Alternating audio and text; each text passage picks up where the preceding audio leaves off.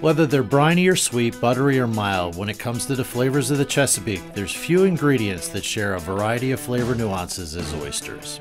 I'm Chef Gary Patterson of McCormick for Chefs, and today we're in Onancock, Virginia, visiting our friend Bob Boardman at Tarkill Aquaculture. We'll take in the beauty of the farm, talk oysters, and elevate a few classic recipes with the iconic regional twist of Old Bay.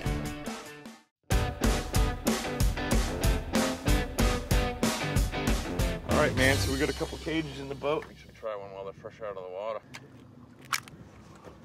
Yeah, the salinity on these is about 17 parts per thousand. And we have some Chickatee oysters back at the dock. Those run about 32 parts per thousand. So you'll get to see the distinct differences between the Chesapeake Bay and the seaside oyster. Yeah, I'm partial to the bay side. I like that lighter salt content.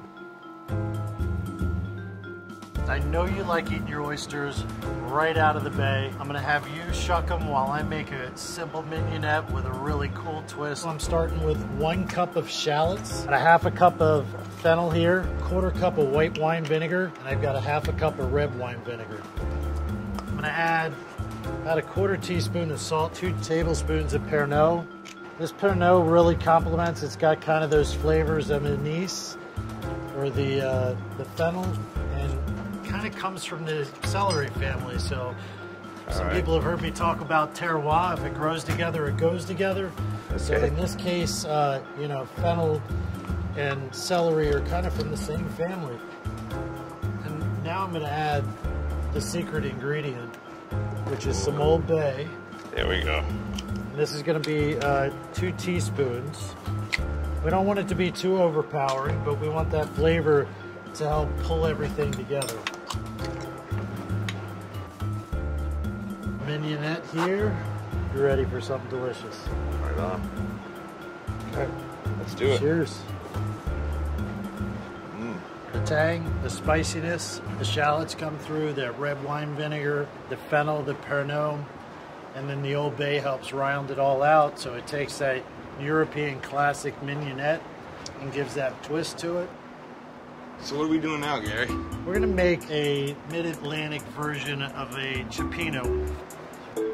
You know, there's a lot of classic ingredients that go into a cioppino, but there's no true recipe besides the base ingredient. So what I've got in here is oregano, some red pepper, we've got bay leaves, and then we've also got Old Bay. So the whole goal here is to layer on flavor. Looks awesome. So we selected some really great seafood that's kind of indigenous here. So we're gonna start out by adding clams, a few pieces of the fish, soft shell crab, shrimp as well. The last thing we're gonna introduce in here is these oceanside oysters. These add that really high sodium, really robust salinity from the ocean. Yeah, absolutely. So they're really briny, really flavorful, and it pulls the whole thing together. So you see the clams are opened up nicely there. The fish, nice and tender. Wow. See the softest shell crabs are there. This broth is magical.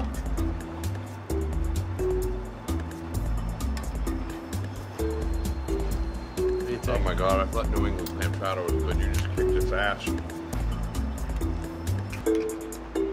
That's sick right there.